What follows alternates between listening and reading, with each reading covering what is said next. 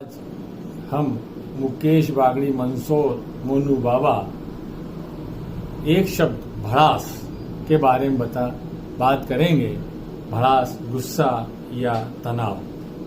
भड़ास शब्द का पहला जो अक्षर है वही अपने आप में इतना गहरा है।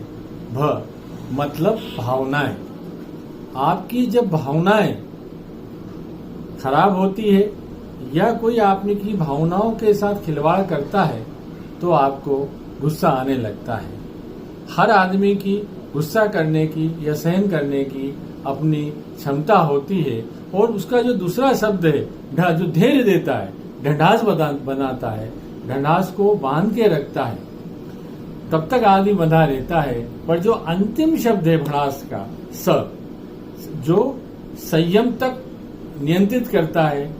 कोई यदि अपनी भावनाओं को ठेस पहुंचा रहा है, यदि हमसे गलत बोल रहा है तो भी हम संयम नहीं खोते हैं, पर उसकी भी एक सीमा होती है। जब वो सीमा संयम से बाहर चली जाती है तो हमें गुस्सा आने लगता है, क्योंकि हम तनावग्रसित हो जाते हैं और हम सामने वाले से बहुत गंदा बोलने लगते हैं और हम दिमाग से अनियंत्रित होने लगते हैं। भड़ास को निकालना बहुत जरूरी है।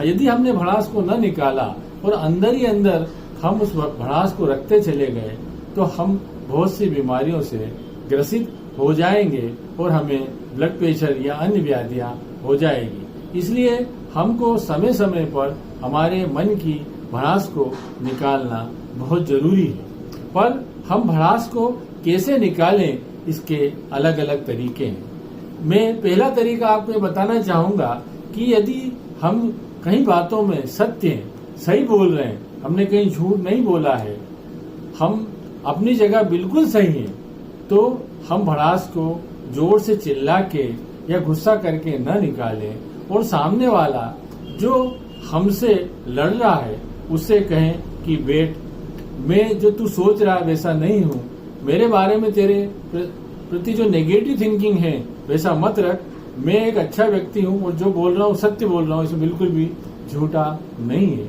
उसके बाद भी वो लड़ना चाहता है तो आप उससे बात करना कम कर दें या बात ना करें।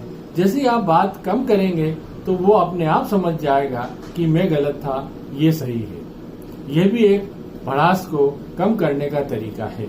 कभी कभी जब हम बहुत ज्यादा तनावग्रस्त हो जाते हैं और भड़ास बहुत बढ़ जाती है तो जो बहुत अच्छा हमारा दोस्त होता है उससे भी हम हमारी बातें शेयर कर सकते हैं, क्योंकि भड़ास परिवार में भी रोज हमें मिलती है, रोज ऑफिस में मिलती है या रोजमर्रा की जिंदगी से जुड़ी होती है। और जब तक हम इसको निकालेंगे नहीं तो हम रिलैक्स नहीं होते हैं और तनावग्रसित रहते हैं। इसलिए भड़ास को समय समय पर निकालते रहना चाहिए। एक भड़ास दूसरी तरह की होती है कि कई बार हम गलत होते हैं, हमसे कई गलतियां हो जाती हैं और उस गलती को छुपाने के लिए हम तनावग्रस्त हो जाते हैं और मन और दिमाग अनियंत्रित हो जाता है और हम जोर जोर से चिल्लाने लगते हैं। हम इसलिए चिल्लाते हैं कि हम गलत हैं और हमारी बात को हम सत्य बताने की कोशिश करते हैं। तो ये आपका भड़ास निकालने का तरीका गलत है।